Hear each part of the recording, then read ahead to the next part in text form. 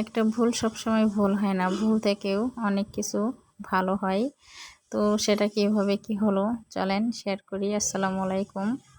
তো এই যে আমার মেশিনের নিচে দেখেন বাটিতে তেল পড়ছে, টুপ টুপ টুপ টুপ করে। কিভাবে পড়ছে, কেন পড়ছে, মেশিনটা কি নষ্ট হয়ে গেল?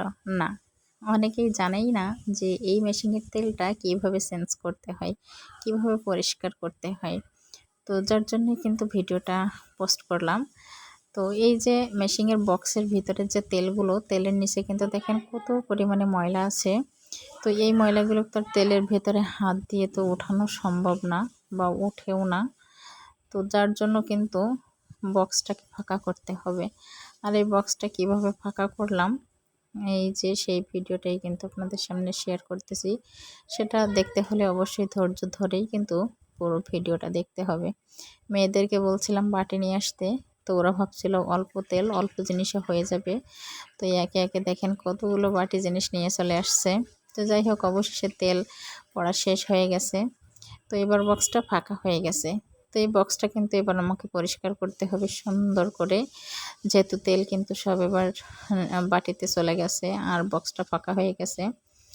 তো ভুলটা আসলে কী ছিল, এই যে স্ক্রু ড্রাইভারটা দেখছেন, আমি যখন মেশিনে কাজ করতেছিলাম হঠাৎ করে ছেলে ওই সুচের সামনেই আমার এই স্ক্রু ড্রাইভারটা দিয়ে দেয়, আর তখনই সুইটা ভেঙে যায়। আর সুই ভাঙার কারণে হয়তো মেশিনের হুক, ববিন কেস যে কোনো কোথাও বড় একটা আঘাত লাগে, যার কারণে আমি সেলাই দিতে পারতেছি না।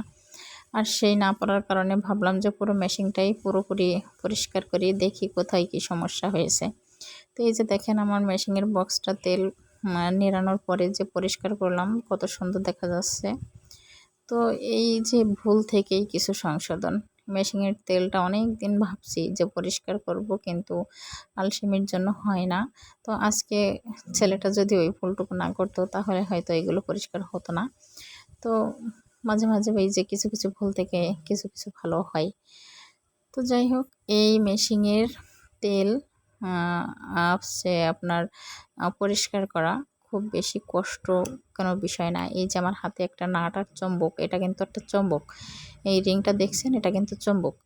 তো এই দুইটা জিনিসের মাধ্যমেই কিন্তু তেলটা বের করে আবার তেলটা ঢোকানো হয়। তো এই যে চুম্বকটা দেখছেন, এটা কিন্তু ওখানে শুধুমাত্র রেখে দিলেই যথেষ্ট, ওখানে আর কিচ্ছু করা লাগে না। আছে ওই চুম্বকের হয়তো কোনো কানেকশন। তো ওখানের যে নাটটা আছে, ওই নাটটাকে কিন্তু আপনাকে খুলে ওই নাটটাকে দিয়েই কিন্তু ওই নাটের ছিদ্র দিয়ে তেলটা বের হবে। আর এই নাটটাই কিন্তু এবার সুন্দর মতো টাইট দিতে হবে। এটা যদি লুজ থাকে তাহলে কিন্তু ওই সাইড থেকে তেল বের হয়ে যাবে। তো যেহেতু এটা অনেক সুন্দর করে টাইট দিতে হবে, দেওয়ার পরে ওখানে চম্বকটা আবার বসিয়ে দিতে হবে। ওর কি কাজ আছে সেটা ওই জানে, ওখানে ও বসা ছিল, তাই ওকে আমি আবার বসিয়ে দিলাম। তো আপনাদের যাদের এই মেশিনগুলো আছে এখনও কখনো জানেনই না বা এই তেল পরিষ্কার করেননি, তো তারা কিন্তু এইভাবে তেলগুলো পরিষ্কার করে নিতে পারেন। এই যে দেখেন আমার বাটির থেকে একদম স্বচ্ছ তেল এবার আমি মেশিনে ঢেলে দিচ্ছি কত সুন্দরভাবে। তো যে কোনো জিনিসই পরিষ্কার পরিচ্ছন্ন থাকলেই বেশি সুন্দর লাগে। তো মেশিনে যে ডিস্টার্বটুকু দিচ্ছিল পরিষ্কার করার পরও সেটা সমাধান হয়নি আমার।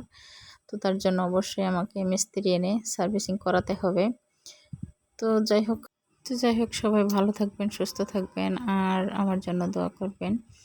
তো মিস্ত্রি এসে তারপরে যেন মেশিনটা ঠিকঠাকভাবে সার্ভিসিং নেয়, এই আর কি।